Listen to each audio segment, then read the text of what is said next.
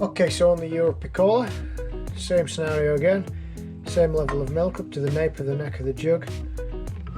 Much more standard and traditional steam valve arrangement, so there's no need to put extra heating points on the boiler, as there is with the Grand Cafe and Barretto.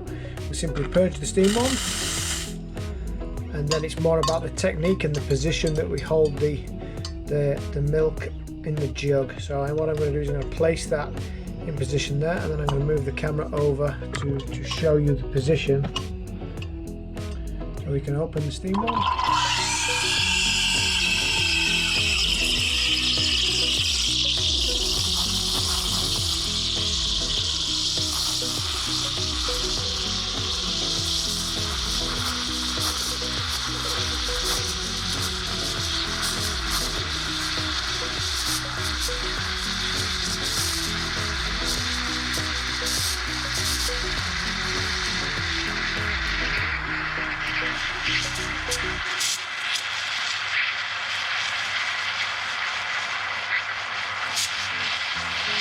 So I can feel my fingers on the side of the jug, the heat into the milk there.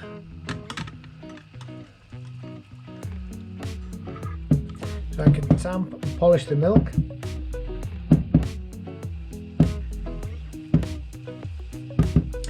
So you can see a nice glossy top to the milk there.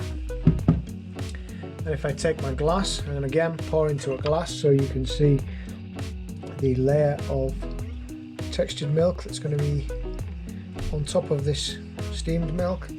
So then holding that there, what I'm going to do is take my espresso. You can hopefully see that on the camera.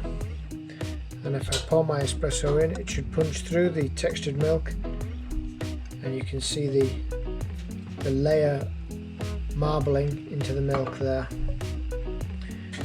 Again, we still have some textured milk remaining in the base of the jug,